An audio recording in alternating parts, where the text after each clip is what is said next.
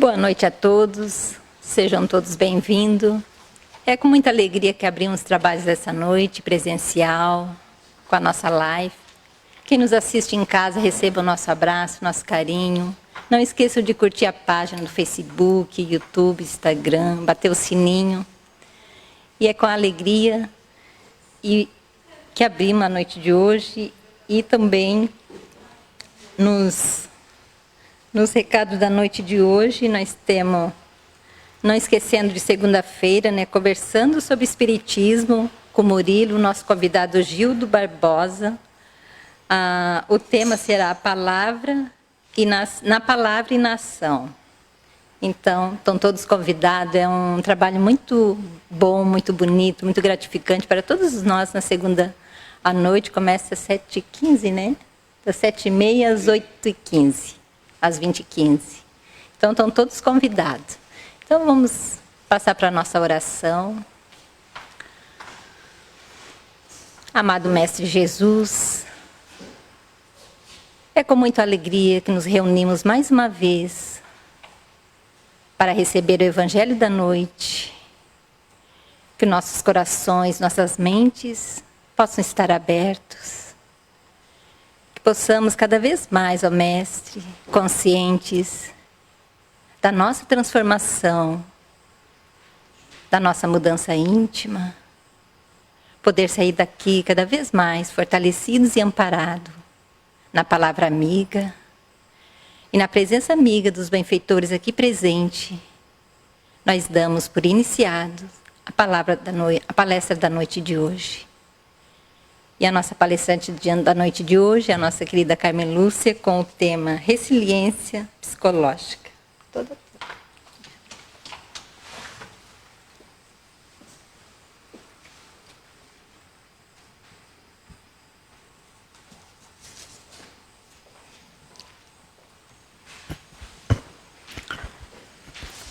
Muito boa noite, muita paz. O nosso tema de hoje é atual,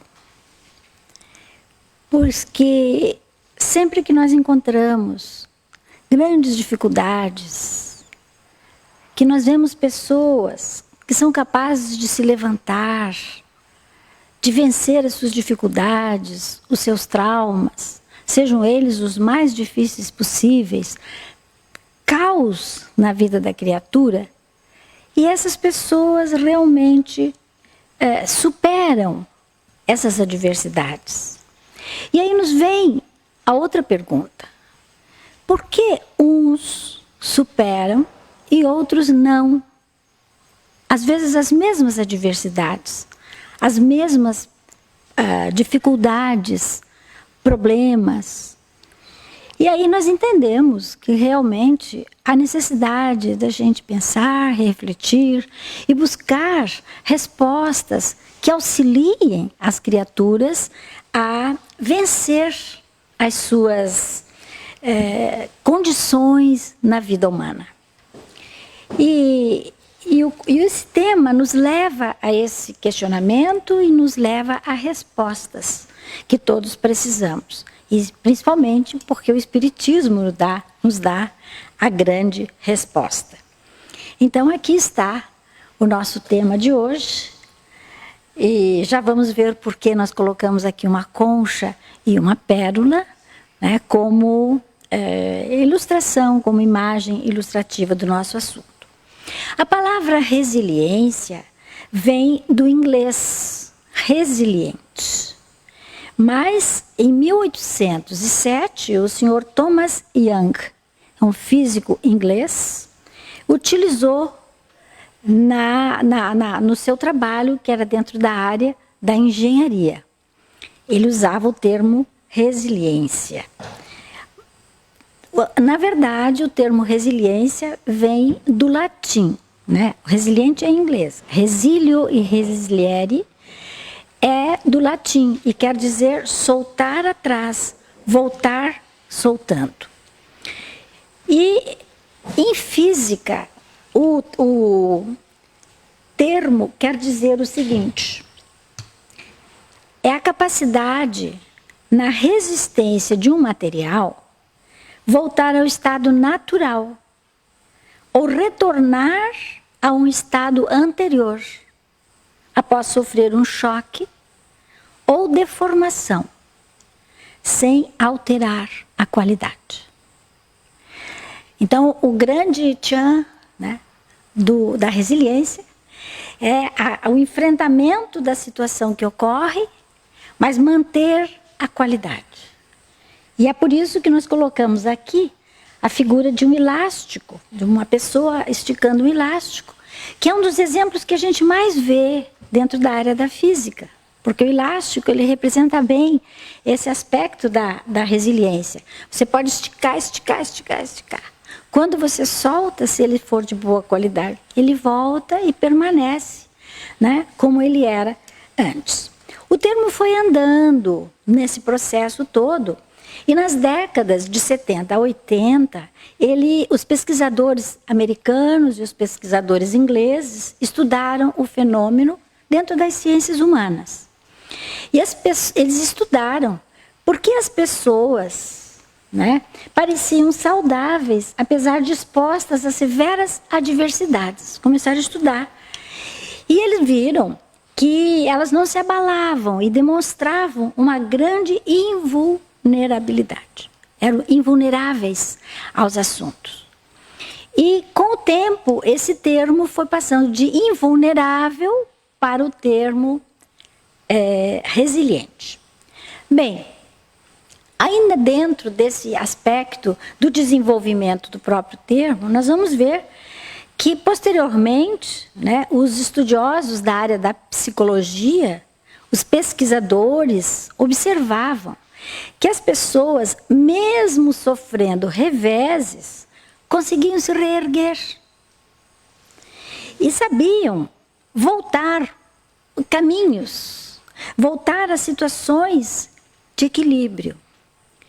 E daí eles pegaram, do invulnerável para resiliente, eles pegaram a possibilidade de superação e de recuperação, que está totalmente envolvido com o termo resiliência. Bem, resiliência é a capacidade de um indivíduo ou de um grupo enfrentar adversidades de forma a superá-las. Sejam as adversidades que forem. Significa viver de forma participativa e produtiva. Não se afastam da vida social, da vida junto aos semelhantes, mas ser capaz de construir e se comprometer com a vida sem entregar os pontos. Eles não se entregam por qualquer coisa, seja ela, inclusive, muito difícil.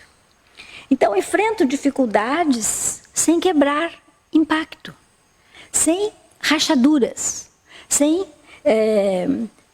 caírem num processo contrário dessa possibilidade de recuperação.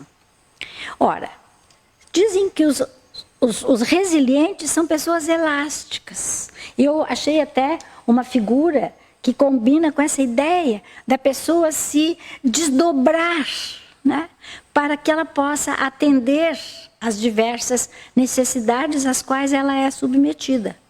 Então, são resilientes, são elásticas, são capazes de enfrentar pressões, crises, e quem não tem, né?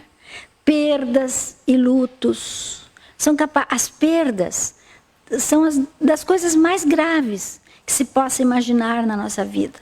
Então, são perdas as mais diversas, às vezes de um ente querido, às vezes uma separação, então interfere no casamento, na união, né? Perde uma parte do corpo num acidente, perde bens, perde emprego, né? Então, são situações difíceis, são adversidades graves. Problemas profissionais também, muito importante. Hoje, nos dias atuais, a gente está passando bastante por essa dificuldade. Estresse. Então, existem muitos dramas, traumas, crises que as pessoas têm que se superar, aprendendo alguma coisa nova. Então, o ideal é que ela aprenda com as dificuldades e desafios e continue firme e forte, né? Sem se abalar, sem cair num processo doentio. E na educação física se dá exemplo do resiliente. Se diz que o resiliente é um ser como uma vara de salto em altura, que enverga no limite máximo, mas não quebra. E volta lançando o atleta para o alto. E depois que ela lança, ela volta à situação inicial, tal qual se vê no lado da física, né? No estudo físico.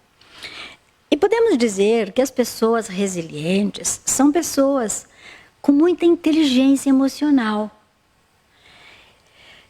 E aqui alguns exemplos que eu acho muito importante a gente citar. Administram suas emoções e seus sentimentos. São pessoas capazes de se autoavaliar, de se autoconhecer e administram essas condições na vida, controlando os seus próprios impulsos. Não são pessoas que caem em excessos, em rompantes, em momentos que seja completamente voltado ao lado da impulsividade. Tem habilidade e serenidade na hora de tomar as suas decisões. Então, é uma pessoa que demonstra essa inteligência emocional. Normalmente, são pessoas empáticas. São pessoas que compreendem o outro. Não que ela vá viver o que o outro vive, mas ela é capaz de compreender o outro quando analisa a questão sofrida pela pessoa, sem necessariamente ter que viver aquilo que o outro. Às vezes as pessoas colocam assim, eu fico meio questionando. Será que para eu poder entender a outra pessoa eu tenho que passar exatamente igual às coisas que ela passa? Evidentemente que não. Nós podemos, da teoria, passarmos a uma prática pela vivência, por outras situações, pela analogia, por vários comportamentos. E as pessoas resilientes são capazes de fazer isso. Também nos relacionamentos interpessoais, ou seja, o relacionamento com as outras pessoas, elas têm uma convivência excelente, porque elas sabem o jogo de cintura, elas sabem distribuir as condições, as necessidades que possam facilitar o relacionamento com as outras pessoas. E costumam normalmente fazer redes de apoio. São pessoas que sabem relacionar-se de uma forma equilibrada. Nunca ela vai para os extremos de um lado ou extremo do outro lado. Procura sempre o equilíbrio. Faz parte da personalidade dela. Autoeficazes, buscam conhecer as suas limitações, buscam conhecer as forças que possuem e sabem assumir riscos, buscando resolver com os próprios conhecimentos que têm, sem vitimizar-se. Isso é muito importante colocar aqui. São pessoas que não se vitimizam, não exacerbam a problemática dela, né? Não ampliam demais aquilo que ela está passando. Porque existem pessoas, justamente as pessoas não resilientes, que não conseguem enfrentar aquela situação e buscam situações exageradas, de modo que os outros tenham pena, fiquem buscando um jeito de resolver e fazer para elas os problemas, as dificuldades, etc. Então, o resiliente, ele sabe resolver essas dificuldades e tira de letra, muitas vezes, os momentos difíceis. Normalmente são pessoas persistentes, muito disciplinadas, né? Otimistas e esperançosas, porque ela tem uma visão de futuro, ela tem uma visão do que pode vir a acontecer, sabe que tudo passa, sabe que não é para sempre as dificuldades que está vivenciando. São assertivas, ou seja, elas sabem se comunicar com firmeza, sem ser assim, sem finesse, ou sem extrapolar a condição, humilhando, ou magoando, ou criando situações difíceis para o outro. Elas são assertivas, elas são objetivas, transparentes, firmes, como tem que ser, principalmente pessoas que têm cargos de direção, que têm compromissos relacionados às outras pessoas e por isso trazem segurança também para aqueles que com ela convivem. São proativas, porque a proatividade identifica, é uma visão para frente. A pessoa proativa, ela é uma ação, ela trabalha uma ação. Sabe contextualizar, porque para tomar ação, ela não pode se basear exatamente na coisinha que aconteceu, que trouxeram para ela. Ela tem que parar, pensar, analisar todo o envolvimento do fato e daí sim procura resolver o problema da melhor forma possível. Não só para as pessoas, quanto para a instituição e para os outros que estão envolvidos direta ou indiretamente no caso. No ambiente de trabalho, sempre novos desafios. E cada desafio novo, ela busca aplicar a sua capacidade de resiliência. E ela não precisa dizer assim, agora eu vou ser resiliente. Não, ela é. Elas já são características que na própria personalidade já está incrustado. E aí, então, ela vai com mais facilidade para fazer o seu trabalho. Hoje, principalmente nas empresas, como já falamos de início, momentos econômicos difíceis, a reestruturação das empresas, desemprego, as pessoas às vezes têm que mudar de profissão, buscar recursos para poder assumir uma nova empreitada. Isso tudo gera muita até insegurança nas criaturas, leva a doenças, como já vamos ver adiante. Um médico psiquiatra norte-americano, Frederick Flatt, ele afirma que a resiliência é uma arte, mas é uma arte de ser flexível.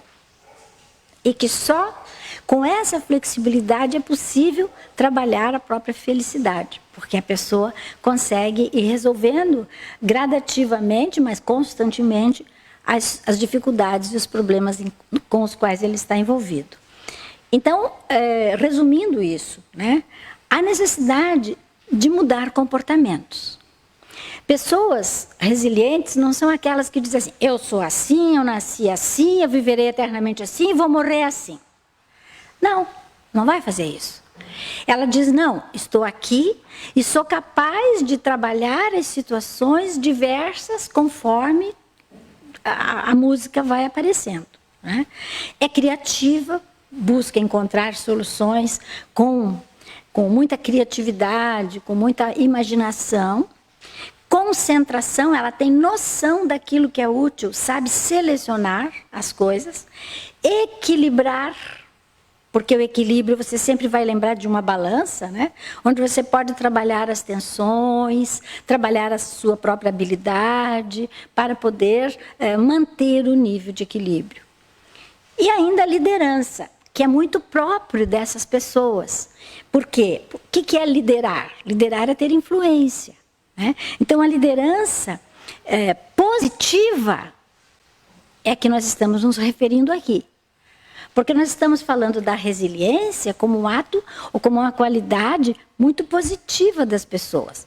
Quando nós usamos da liderança, nós temos que usar de uma liderança para crescer, para trazer esperança, para trazer o bem-estar às diversas pessoas. Trouxemos aqui, todo mundo aqui conhece, se não viveu no momento, mas já conhece fotos e tudo, da enchente aqui, 83, 84 e outros, que chegou a água até aqui, ó, a antiga loja Hering aqui, e a altura. Olha, imagine se aqui está assim, todo o resto, tudo que está mais baixo do que isso aí, imagine todo o sofrimento das pessoas que perderam casas, perderam objetos, perderam emprego, muita coisa. E eu lembro aqui, no caso, de uma música, né, do refrão conhecido de todos nós, reconhece a queda e não desanima. Levanta, sacode a poeira e dá a volta por cima. Né? Esse é o que diz o Paulo Vanzolini numa música de 1962.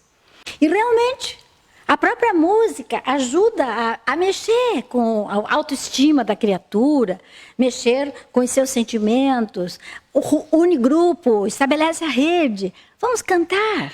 Levanta, sacode a poeira, isso aqui vai acontecer outras vezes ainda, nós temos que agora lutar, tem que fazer, e aí você vê aquela beleza que eu consegui assistir em Blumenau, no outro dia, 2 dias depois, quando a água está baixando, o pessoal já está todo trabalhando, e vi pessoas cantando ao varrerem, a expulsar a água dentro das suas casas e tudo mais. Então, é muito bonito, é muito interessante esse tipo de qualidade que as pessoas precisam ter. E aí a nossa dúvida, como enfrentar a adversidade, mas permanecer saudável? Nós não podemos, exatamente aqui é o ponto-chave da resiliência. Você luta, você mantém toda uma situação de equilíbrio e pode extrapolar e virem consequências, muitas vezes graves, para todos nós. Então, parece impossível superar a catástrofe para muita gente. Ou a injustiça. Às vezes não é uma catástrofe física, é às vezes uma situação de ordem moral, de ordem intelectual, de relacionamento, e a pessoa se acha injustiçada.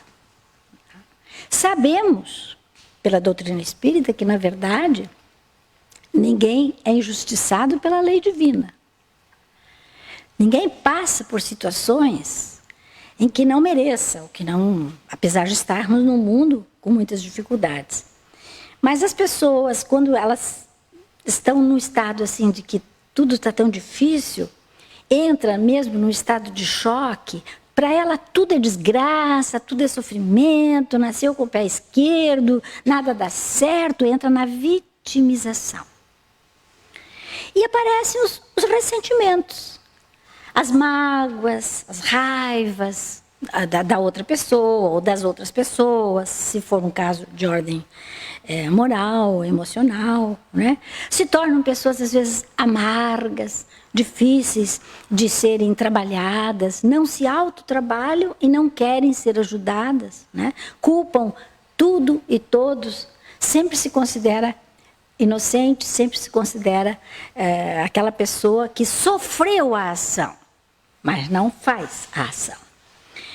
E aí é importante a gente avaliar a situação e buscar mesmo o amadurecimento, né? Viver a adversidade pode ser a grande oportunidade de melhorar as nossas habilidades e valorizar uma aprendizagem que nos serviu, que nos chegou naquele momento. Então, como é que nós podemos trabalhar tudo isso para sermos saudáveis? Primeiro, temos que saber que o grau de resiliência depende de alguns fatores. Primeiro, adaptação e superação, capacidade de adaptação e de superação aos eventos. Adaptar-se é uma das coisas muito importantes e difíceis. Porque você, por exemplo, muda de uma cidade para outra. Vai morar, deixa todo o seu grupo, o seu bairro, os seus amigos, a sua família, toda uma situação que você estava acostumado há 20, 30 anos de trabalho, e vai para uma cidade nova, completamente desconhecida. Vai trabalhar com pessoas que você não conhece, vai ter chefes que você nunca viu, né? Vai precisar de uma casa que você diferente daquela que você tinha, os filhos têm que se adaptar, é todo um mundo novo, e a pessoa tem que se adaptar. E o ser humano é adaptável com facilidade, é só ele querer. Então entra a questão da criatividade, entra essa visão que nós já colocamos antes, né? da inteligência emocional, onde a pessoa trabalha-se para poder trabalhar com os outros. Adaptar-se para superar as suas dificuldades. E depende do grau, né? Quanto mais adaptável você for, melhor e mais rápido você supera as diversas situações. A capacidade de ajustar-se a uma nova situação, que estaria ligado justamente à adaptação, mas resistindo a pressões, crises, imprevistos. Sabe que vai acontecer uma série de modificações novas. E nós sempre temos dificuldade de enfrentar o novo. Nós ficamos sempre na nossa zona de conforto, gostamos de ficar ali, nos sentimos bem. E por quê? Porque nós temos um domínio daquela ação. Um domínio que seja intelectual, um domínio econômico, social. Mas nós temos um certo domínio. E daí a nossa liderança dentro daquela situação em que nós estamos vivendo, seja na família, seja no trabalho, seja no grupo social. E realmente nós precisamos trabalhar isso em nós para garantir essa integridade física, psicológica e emocional de todos nós. Todos temos momentos críticos na nossa vida. Ninguém que está aqui, isso eu posso generalizar, porque é uma realidade, ninguém que está vivendo a sua vida na Terra, neste momento, ou em qualquer momento, estará sempre sujeito às situações que o mundo, naquele estado em que estamos, vão apresentar. Um exemplo está aí a própria Covid, né? Eu posso não ter feito nada. Não provoquei nada, não trouxe o bichinho, não fiz nada. Mas todos estamos passando por uma mesma situação conjunta. Temos que juntos unir as nossas forças para a gente poder vencer a nossa adversidade desse momento. E não é fácil. Vamos ainda voltar a esse assunto daqui para frente. Então, quanto mais resiliente, né, menor será o risco e índice de doenças psicossomáticas. E quanto maior será o desenvolvimento pessoal, quanto maior for o seu estado de resiliência, será o desenvolvimento pessoal e a qualidade de vida. E tem uma frase interessante que diz assim: o equilíbrio humano é semelhante à estrutura de um prédio, trazendo aqui da física para nós. Se a pressão for superior à resistência, aparecerão no prédio rachaduras. Pode até cair o prédio. Da mesma forma conosco, né? Se a pressão for muito grande, nós teremos dificuldade de manter a nossa condição. Não teremos a força suficiente para vencer e podemos adoecer. Então é importante cuidar muito dos aspectos que nos dão suporte, para que possamos nos adaptarmos a uma nova situação. No caso da doença, nós precisamos ter imunidade, então temos que ter alimentação adequada, temos que ter remédios próprios e adequados, uma condição de manter a forma física, nem que seja andando, porque você não precisa pagar a academia cara, a academia não está funcionando, você não pode fazer, mas você pode andar, você pode exercitar em casa. Tem muitas lives que estão passando, onde essas lives ficam mostrando para as pessoas, né, o quanto elas podem fazer em casa. Então eu já vi live para idosos, já vi live para crianças, live para doentes, né? Fisioterapeutas mostrando. E isso é muito bonito, isso é muito bom, porque ajuda a pessoa que não pode sair ou que não pode pagar, a situação está difícil. Tem série de situações em que ela é ajudada dentro de casa. Então, ela pode manter esse equilíbrio e a pressão que nós colocamos aqui não será tão forte, não será tão grande e tão difícil de ser ajustada. Eu gosto muito de Rubem Alves, que ele era um psicanalista e era um educador, também um escritor, um dos grandes escritores da área da educação e um grande educador. E ele tem várias obras escritas, dentre elas a Ostra Feliz Não Faz Pérola, publicada em 2008. E ele faz, todos os livros dele são cheios de metáforas, onde ele, através de uma fábula, de uma historinha, ele vai trazendo uma explicação.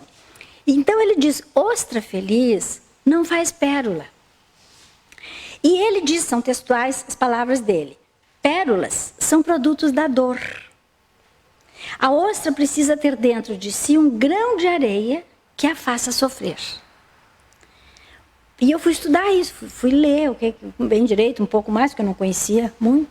Então é assim, a ostra, ela é fechadinha e tal, mas se entra qualquer cisco, uma pedrinha, então o grão de areia, ela tem dor. Quer dizer, dor que ele coloca como uma metáfora. Né? Ela não se sente à vontade e ela precisa tomar uma providência para resolver aquilo. O que ela faz? Para proteger-se, ela passa a cobrir o corpo estranho com uma camada de nácar, que é uma substância lustrosa na parte interna da concha. É dela, é da concha. E ela, então, se protege usando essa substância, envolvendo aquele elemento externo, que não faz parte da sua vida como ostra. Né? E não foi, e aí ela vai criando, e sai uma pérola. Né? A pérola sai dali de dentro. E nós estamos mostrando aqui que é bem assim mesmo. Ostra que não foi ferida, diz Rubem Alves, de algum modo não produz pérolas, pois as pérolas são feridas cicatrizadas. E eu achei que ficava muito bem aqui no exemplo da resiliência. Qualquer dificuldade nós temos que lutar para poder resolver. E ele continua aqui na metáfora, onde fala sobre a importância, que é o que ele queria trazer, da dor na transformação. E cita duas características humanas que nós passamos a ter e demonstrar. Primeiro, o medo de sofrer. A ostra estava sentindo a dor, né, de um elemento estranho e aumentou a sua concha, a sua casca, né? Cobriu-se, se protegeu para lhe dar segurança. Então ele diz, o medo de sofrer muitas vezes nos fecha, não abrimos, não buscamos o encontro com os outros, não aceitamos muitas vezes o que vem de fora. E a capacidade de produzir beleza, ao mesmo tempo que ela sente o medo, ela produz uma das mais bonitas joias, né? Que é a pérola. Então, apesar da dor, ela apresenta a beleza. E ele tem essa frase que diz no livro dele, pessoas felizes não sentem a necessidade de criar. Ou seja, ele quer dizer que estão na zona de conforto, não precisa fazer nada mais que aquilo. Já está tudo bem, levanta, come. O ato criador, seja na ciência ou na arte, surge sempre de uma dor. Não é preciso que seja uma dor doída. É muito interessante essa colocação dele também. Por vezes, a dor aparece como aquela coceira que tem o nome de curiosidade. Quer dizer, ele jogou aquelas bases que a própria ciência, ou a ciência humana coloca, necessárias para promover a ação, né? Seja ela qual for, a curiosidade, o interesse, a boa vontade, tanta coisa, ele cita aqui como uma coceira que mexe com a pessoa e não deixa ficar quieta, ela vai buscar uma forma de trabalhar. Existem muitas ostras vazias, porque não é toda ostra que produz pérola, né? Algumas são vazias. Não porque não foram feridas, ele diz, mas porque não souberam perdoar, compreender e transformar a dor em amor. Porque na metáfora, quando a pérola, quando a ostra transforma, através do nácar, ele cobre e transforma aquele objeto, aquela areia, numa pérola, numa joia, né? Ele soube trabalhar a situação difícil em que ele estava, mas trabalhou com compreensão, com amor, e consegue transformar. Eu coloquei aqui, para não me esquecer, né, a Dolores Duran, que eu gosto muito das músicas dela, e A Noite do Meu Bem, publicada em 1959, um mês antes da morte dela, ela lançou essa música, A Noite do Meu Bem. Ela estava sofrendo muito, ela teria tido um problema amoroso, ela sofreu muito. Mas mesmo assim, ela escreveu essa música linda, onde ela diz: hoje eu quero a rosa mais linda que houver, e a primeira estrela que vier para enfeitar a noite do meu bem. Quero a alegria de um barco voltando, e a ternura de mãos se encontrando, para enfeitar a noite do meu bem. E essa é uma das músicas que eu não sabia. Das 100 músicas, foi classificada das 100 músicas brasileiras mais bonitas de todos os tempos. E realmente concordo com tantos e tantos outros autores. Mas veja que no sofrimento dela, ela não produziu uma coisa negativa, uma fossa, né? Ela trouxe um poema, uma poesia, uma forma bonita de mostrar às pessoas. E o Rubem Alves diz: reaja e aprenda a produzir uma pérola. Reaja no momento de adversidade, de dificuldade, de dor, e aprenda a fazer daquele momento a possibilidade de melhorar a sua vida e a vida dos outros. E trazendo agora princípios da doutrina espírita diretos para o nosso tema, lembramos que a melhor frase para colocar aqui é justamente a de Jesus. Bem-aventurados os aflitos, pois que serão consolados. E quando Jesus fala em consolados, não é assim de uma forma vulgar, de uma forma simples. O consolado, porque ele vê que o indivíduo passa a entender o processo de vivência dele, que ele está mostrando, e que terá um fim, e que terá realmente um consolo, uma situação em que o eleve, em que o ampare, que o auxilie. E se nós temos uma visão divina, e se nós espíritas conhecemos que Deus é a causa primeira de todas as coisas, a inteligência suprema, nós sabemos que temos que obedecer às leis divinas, porque a lei divina é única, é imutável. E diz lá, Allan Kardec, no livro O Evangelho segundo o Espiritismo, quando ele fala bem-aventurados os aflitos, ele diz: desde que admita a existência de Deus, ninguém o pode conceber sem o infinito das perfeições, ou agindo caprichosamente ou com parcialidade. Logo, quando nós vemos as nossas dificuldades, as nossas crises, nós temos que já trabalhar o tempo todo a questão da fé, a fé raciocinada. Porque no momento em que nós estamos vivendo uma adversidade, nós não teremos a força suficiente para resolvê-la com a cabeça quente, com o sofrimento à flor da pele, para resolver uma questão nossa, interna, de modo de ver, de modo de encarar as coisas. E só assim seremos consolados. Porque o consolo advém da compreensão e da mudança de conceitos a respeito de tudo o que nós estamos vivendo naquele momento. E não é uma coisa que você aprende de repente agora, porque entra naquele processo que você tem que se educar, e educar o tempo todo. Então as vicissitudes da vida, diz o codificador, derivam de uma causa. E pois que Deus é justo, justa há de ser esta causa. O que nos garante, como espíritas, saber que nada das coisas pelas quais passamos em termos de dificuldades, eu estou falando de resiliência, é injusto. Sempre haverá uma causa.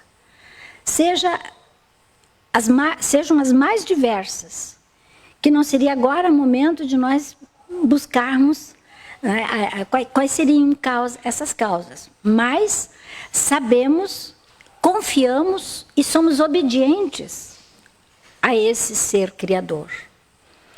E dentre as coisas que nos levam a melhor entender a situação, é a certeza da imortalidade da alma. É o primeiro passo. Continuaremos vivendo depois da morte física. A existência do mundo espiritual. E ainda o processo da reencarnação para que a lei da evolução realmente se cumpra. Porque é impossível, sem a reencarnação, que um indivíduo, numa única vida, resolva todo o processo da lei da evolução.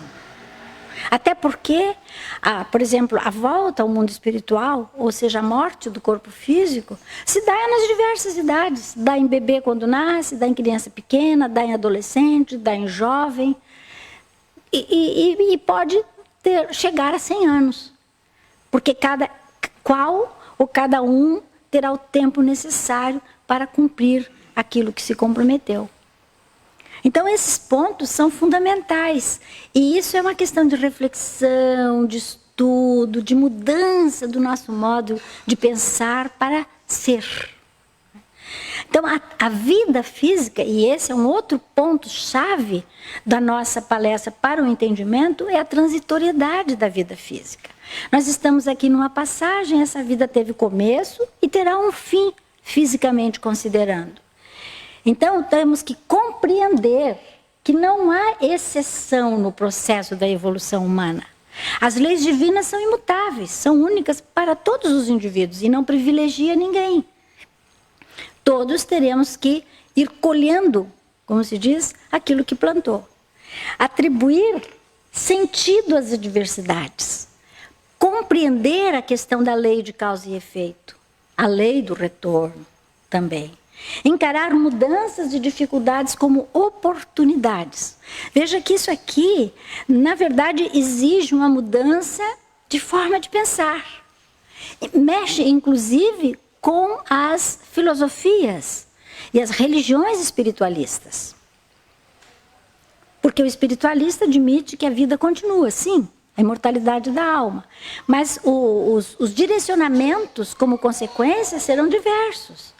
E o Espiritismo, então, coloca pontos transparentes e bem orientados. O homem, diz o Evangelho, pode suavizar ou aumentar o amargor de suas provas, conforme o modo por que encare a vida terrena. Nós podemos complicar ou amainar as nossas dificuldades. Ora, aquele que encara pelo prisma da vida espiritual, apanha num golpe de vista, né, uma visão geral, a vida corpórea. A certeza de um próximo futuro ditoso lhe dá uma garantia. E ele, em vez de se revoltar, ele vai agradecer a Deus a oportunidade de resolver as suas pendengas, como diz o Alberto Almeida. Resolver as suas pendengas. Agora, contrariamente, para aquele que apenas vê a vida corpórea, ou seja, aquele que valoriza só a vida física, interminável lhe parece esta, e a dor o oprime com todo o seu peso. E daí vem toda a história da doença, da dor, da vitimização, da não aceitação, do desespero, da revolta diante das dificuldades da vida. E durante o processo reencarnatório, as experiências são várias, e são experiências necessárias para a própria iluminação do espírito, a sua autoiluminação, sua forma de trabalhar-se para resolver os seus problemas. Então, a maneira de lidar com as dificuldades são diferentes de um para o outro. Por quê? Porque as diferenças nossas, como espíritos, são medidas pelos diversos graus da nossa evolução, tanto no aspecto intelectual, quanto moral, quanto espiritual, etc.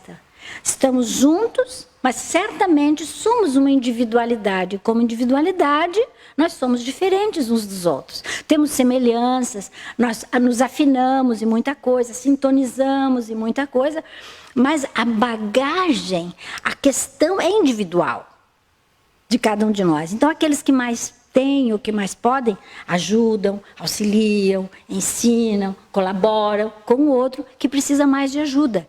Essa é uma das finalidades da vida física, esse contato social e essa possibilidade da interajuda, né? Da solidariedade, da fraternidade que nós precisamos ter uns com os outros. Faz parte desse princípio básico da lei divina. E esse ponto, dessas duas questões que eu coloco aqui, são fundamentais. Porque, assim, quem enfrenta a dificuldade com fé e obediência será consolado. Porque se quita e se liberta de suas dívidas. Prefere agora vencer a dificuldade que ele já está vivendo ou vivenciando, do que passar para um futuro próximo ou distante, ou às vezes se autocomplicar, produzindo ou fazendo atos que possam complicar a sua vida espiritual. Daí a necessidade de muita calma e resignação. E eu disse e repito agora, né? Não é coisa que se aprende porque enfrentou uma dificuldade ali. É uma coisa que nós temos que trabalhar em nós. Como já vamos ver quando falar sobre a educação da criança para ser resiliente, né? Então, daí a necessidade da calma e da resignação dinâmicas, não estática. Calma não é ser mole, né? Resignação não é dizer assim, Senhor, amém. Não é. É estar atento, é se resignar, é não se revoltar, não se desesperar, é aceitar com obediência, né, à luz da razão, verificando, como já colocamos atrás, a transitoriedade da vida, a lei de causa e efeito, tudo isso entrando no conjunto dos princípios que nós estamos colocando aqui. Ou seja, aceitar uma atitude corajosa, com atitude corajosa as dificuldades, para enfrentar e remover a causa, é decisão útil à saúde do corpo e à saúde da alma. Portanto, se nós queremos responder à questão que eu propus antes, como vou fazer para vencer com saúde e com tranquilidade as adversidades? É nos preparando para os momentos que a gente sabe que poderão chegar, né? A qualquer momento pela vida que estamos vivendo. Aqui está o nosso querido amigo, né? Covid, que final do ano passado apareceu, continua aí, nós já nos referimos a ele há pouco, não é? Está afetando a vida do mundo, das pessoas no mundo inteiro, mas certamente há motivo, né? Certamente nós temos que confiar que isso está sob controle e temos que fazer tudo para correspondermos, né, às ações que nos competem com calma e obediência e resignação para vencer esse nosso amigo que sozinho, de manso, quietinho, chegou e está transformando a vida das pessoas no mundo inteiro hoje. De muitas formas, né? E aí a gente tem que respeitar. Mas eu lembrei de trazer aqui o exemplo do Mestre, Jesus. Quando, numa passagem muito bonita dele, ele, de Marcos, né, essa que eu peguei, mas tem em Mateus também, capítulo 4, versículos 35 e 41, quando ele conta que Jesus entrou no barco, no lago de Genezaré, e os discípulos o seguiram. E aí veio a tempestade. E a tempestade era muito forte, as águas cobriam até o próprio barco, as ondas entravam no barco. E ele estava dormindo tranquilamente. E os discípulos foram correndo, salva-nos, Senhor, acordaram Jesus, estamos perecendo. E Jesus, com serenidade, com calma, pergunta, por que temeis, homens de pouca fé? Aqui ele já nos dá a primeira lição. A primeira ele já dá dormindo. Quando ele está dormindo, para a gente ver a serenidade daquele espírito, que mesmo diante da tempestade violenta, das ondas cobrindo, ele se mantinha calmo, tranquilo, sereno, o que é típico dos espíritos elevados, puros, que não se abatem com as dificuldades. E aí, ele diz aqui, levantou, né? E repreendeu, conversou com o vento e o mar. E veio a bonança. Tudo se tranquilizou. E aí os homens, os discípulos ficaram com o olho arregalado, imagino, ficaram com os olhos arregalados, né? Dizendo, que homem é este, que até os ventos e o mar lhe obedecem? Cada um dos senhores em casa, poderão naturalmente pegar essa passagem linda de Jesus e aplicar a resiliência. Poderão ver que a tempestade são as nossas dificuldades aos montes que surgem para todos nós nas diversas proporções. As ondas são exatamente aquilo que nós temos dentro de nós. São as tempestades internas, são as dificuldades que vão surgindo, que às vezes nos cobrem, às vezes nos derrubam, e a gente fica ali naquele vai e vem do próprio mar, da vida. Mas há necessidade dessa fé, dessa certeza da nossa saída do mundo das coisas difíceis. Então Jesus dá esse exemplo, acalma a tempestade e todos continuam o seu caminho. É a mesma coisa conosco. Então, Joana de Ângeles nos fala de uma postura resiliente que é muito necessária para todos nós. Ela fala, adquirir a maturidade psicológica, já disse, repito, não é feito na hora. Quer dizer, não é uma orientação que a gente está dando para ser imediata. Enfrentar e vencer as dificuldades, valorizar as relações interpessoais, já trabalhei tudo aqui antes, e tornar-se fortalecido para qualquer situação e desafio existencial.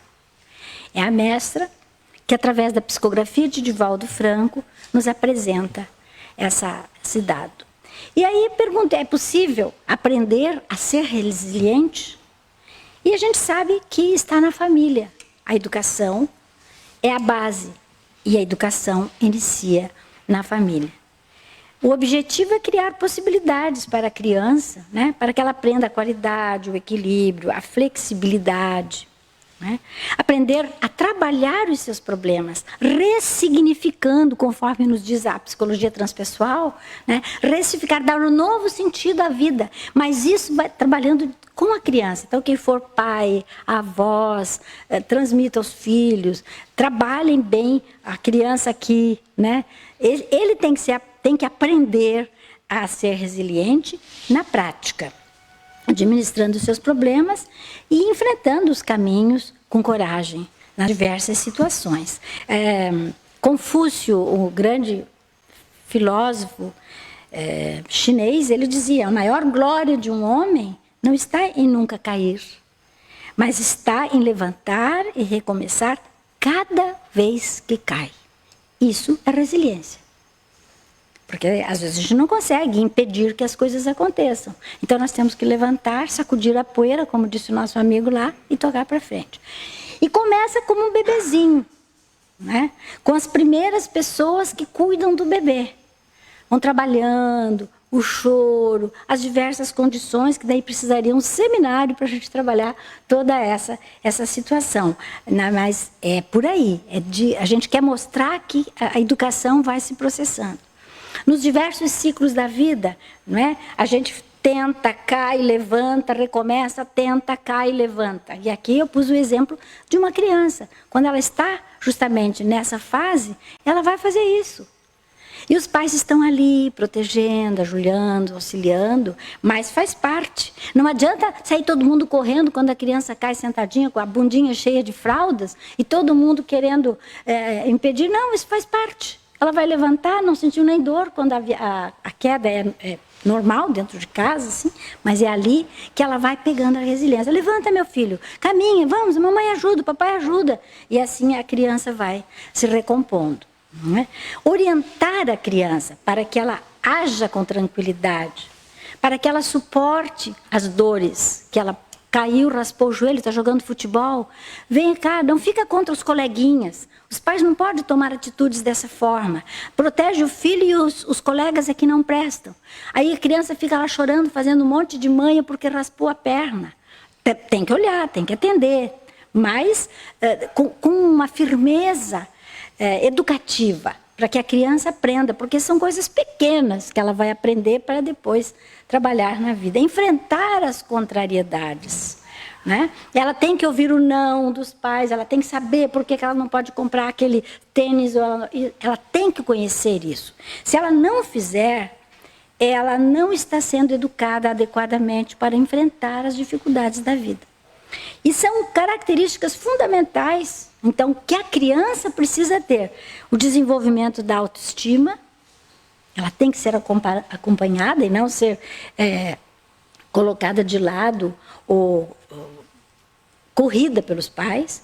Criatividade, já falamos tudo isso antes. Coragem, trabalhar a coragem, para que ela não seja dominada no medo da vida. Ter autonomia, saber resolver os seus próprios problemas. Ser maleável, flexível, né? E ter os vínculos afetivos com muita garantia, com muita segurança, para que ela não se perca na própria vida. E tem que ser elogiada, tem que ser ajudada a refletir nas decisões que ela toma. Se a criança tomou uma decisão, os pais vão falar, não, vai lá, senta meu filho. Por que você tomou essa decisão? O que te fez resolver assim? E ali os pais vão trabalhando na educação daquela criança, mostrando os lados positivos, os lados negativos, e ela vai assumindo responsabilidade sobre os próprios atos. Conversando então com ela e estimulando uma mudança de comportamento. E aqui, já chegando ao final da nossa palestra, né, mostrando alguns fatos que levam às experiências saudáveis nas diversas situações de dor e de sofrimento. Aqui estamos falando das pessoas saudáveis emocionalmente, né, que podem trabalhar hábitos e comportamentos, trazendo uma postura positiva nas crises semelhantes. Então, pusemos aqui um rapaz com a mesma dificuldade da menininha. Tá?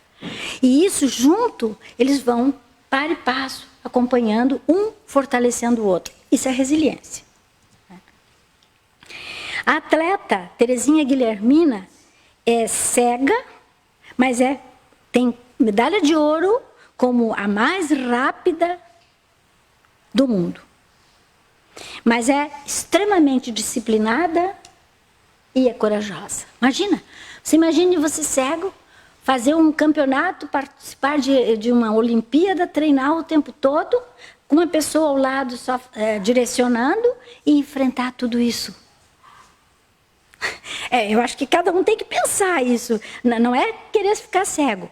Então, é doentio. Mas você pode ter a empatia de compreender como é mais fácil, como é difícil, como é que seria a situação. E aí, o Sir Winston Churchill, o primeiro-ministro inglês tão famoso, né? Ele diz, o pessimista vê dificuldade em cada oportunidade.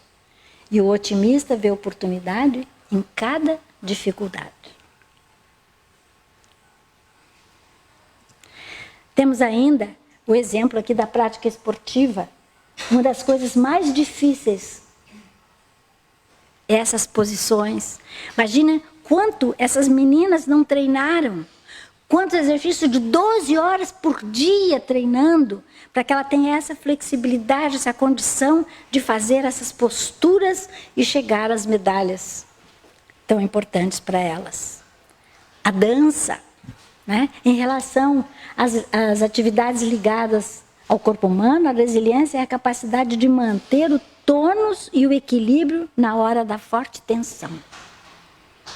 Olha a posição das pernas da moça. Que coisa espetacular. Todo mundo chega em casa hoje tem que treinar. Pode ser que daqui um dia, né, a gente consiga fazer. E aqui trouxe o músico, né, tão conhecido, João Carlos Martins, faltou o Costa aqui para ser o nome do meu marido, né, pianista e maestro, que luta contra distúrbios neurológicos que ele teve, né, com as mãos e teve que deixar de tocar e de ser maestro. Lutou e esses tempos ele estava dando um concerto. Com dificuldade, ele estava usando as mãos ainda endurecidas, com muitas dificuldades, mas ele está ali, dirigindo a sua orquestra. Não foi chorar lá num canto e ficar desesperado. E a Madre Teresa de Calcutá, que foi uma das mulheres mais resilientes que nós tivemos no século passado.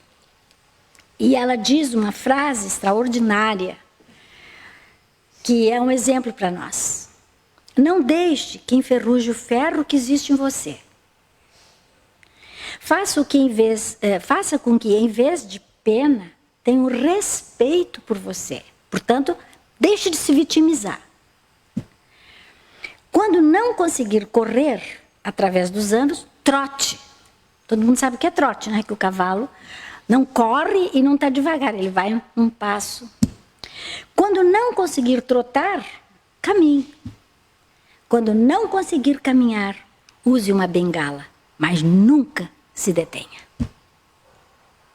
Outra mulherzinha, hein? Que fibra maravilhosa, e todo mundo sabe todo o bem que ela fez à humanidade quando ela estava ali enfrentando a sua vida.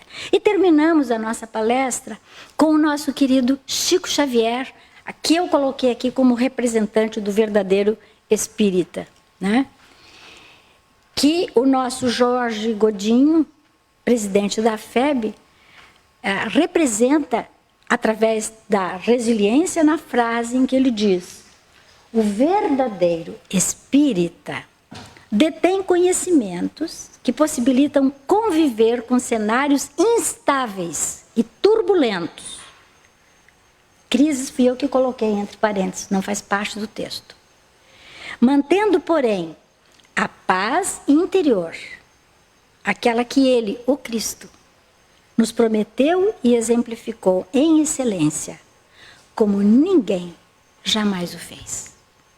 Muito obrigada, meus irmãos, e que a paz esteja com todos.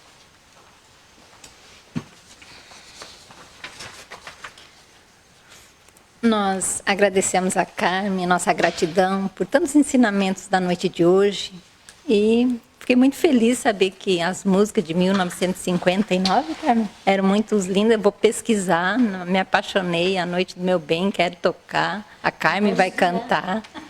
A Carmen canta e eu toco, vai ser lindo. Agradecemos a presença de todos, que possamos levar essa positividade para nossos lares, para as nossas vidas.